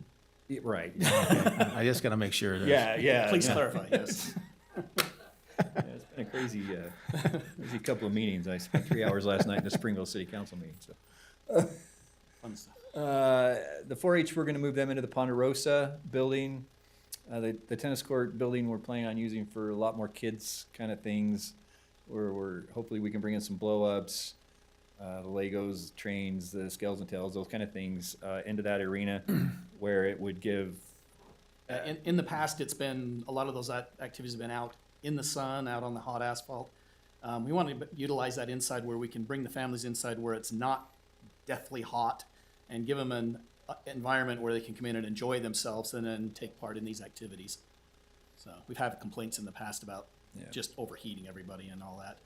So It is August, so. Yeah. Anyway, go ahead. And then obviously entertainment on the stage, as we've done in the past.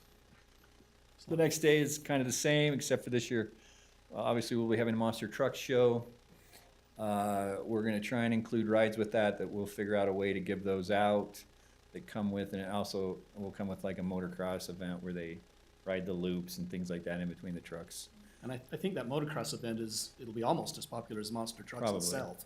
Yeah. We've had a lot of interest in that, instead of the figure 8 racers and stuff. These guys are pretty cool. I've seen this motocross act before, and it's quite entertaining. We're also currently working on trying to get a car show for the north kind of parking lot on the north side of the tennis court buildings, if you will, out in there where I think 2 years ago they had a lot of military things and stuff like the demonstrations. So, and then some sort of, you know, kind of balloon, tires, clowns, that kind of thing. You know, kind of a midway entertainment tied in with the more kids events in the tennis courts. And obviously on Saturday, the Demolition Derby, you know, kind of the big event, the moneymaker for the fair. We have that. We're almost done with the contract on that. Court's gone over it. I think it's just gone back to the Demolition Derby guys to get that finalized. So, and we've spoken already with the Spanish Fork City Ticks, however you say that. Mhm. They're going to, you know, be doing the ticketing, and they're all on board. We're going to try and get the tickets on sale the 1st of June as we have in the past. Hopefully that will sell quickly. I would think it would. On the monster trucks, we may reduce just a little bit. We'll have to see how sales go to make that maybe even a little more family friendly, be able to take your whole family to it. The Derby, Something affordable for that. I don't think the Derby will have to change much of the pricing than what's been done in the past. It seems to sell out pretty quickly. We are at this time planning to use the entire arena, so fingers crossed, because that's a big part of our budget number. But obviously, it's we'll have to see. Spanish Fork had, I think, 6,000 in there last year for the rodeo. Yeah. So we're hoping we can get to the whole 8,200, because there are a number that you know that you give away to the Derby drivers and different things like that. Right. Some sponsors. At this time, we have two sponsors, Jones Paint and Glass and Bank, what's Park Roney's Paint. Help me with Rock Canyon? Rock Canyon, yeah. Both with the Derby, we're currently looking for a overall sponsor for the fair, and so anything we can find. So any, help that you guys certainly take it if you have, ins or whatever.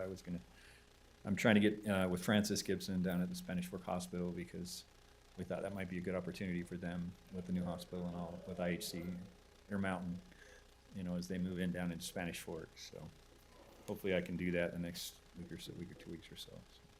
That's where we're at. I do have some budget numbers. I sent them to Lisa, but I don't know how that works. Do you want me just to hand them to you?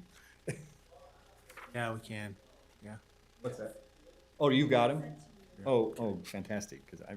So, but maybe I skipped it, but yeah, I mean, the junior livestock program's still going on, the 4-H Yeah, programs, that's- all those kind of things that we're Yeah, doing. exactly. So Yeah. last year, you funded that somehow. We're still trying to figure out how exactly that money exchanged hands with the Right.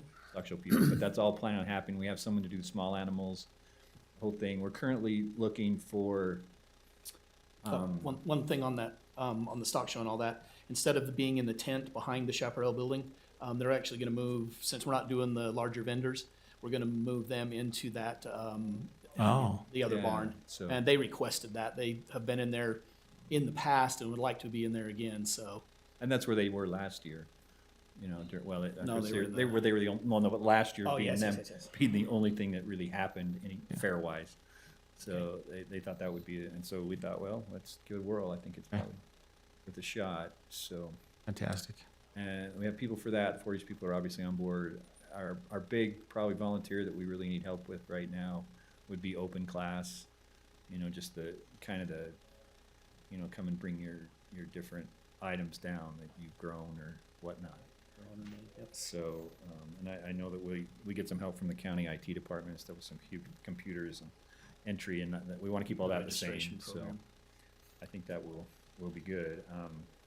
I prepared a preliminary budget from what we were able to gain from Callie that she had done in the past, that they had it done at the Convention and Visitors Bureau. We have been able to get into all their files and everything. So at this time, I mean, I know your budget said 250. We're thinking we're asking for the 180. Hopefully that will work.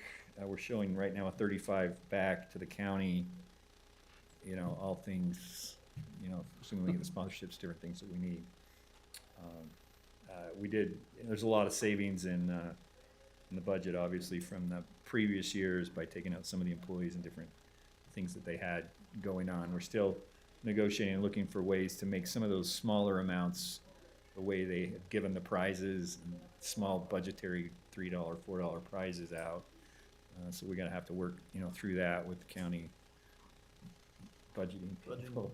It's so small, you don't want to be writing 3,000 checks for the kids. So that's really we're at. Certainly take any questions or whatever you guys. So, I mean, we are gonna have to go through our, the budget, the purchasing process. Right, The yeah. normal county purchasing process. Right. And I just wanna, thank you for, one, volunteering and jumping in, and Commissioner Sakovic for, heading this up. It's a daunting task, and it takes a lot, but these kind of celebrations, I think, are gonna be critical for us as a community, and I appreciate that we're looking at doing this and doing it in a way maybe a little bit different, but you know what? It's a celebration as we kind of get the rust off and kind of get going back out into the community and celebrating the great things that are going on in Utah County. And that was a good thing about the Yeah. slogan that was kind of come up with this year too, was Give credit to Mr. Sakovic for getting that. back to living.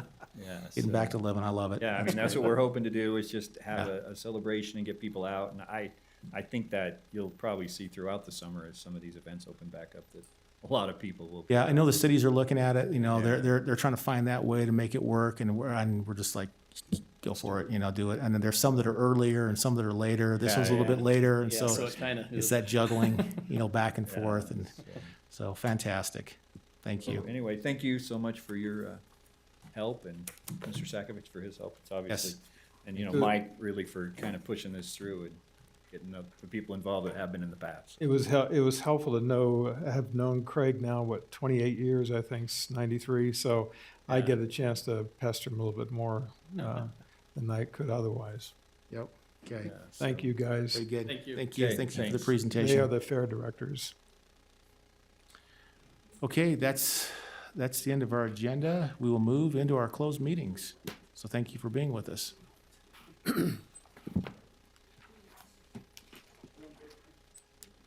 Goodbye.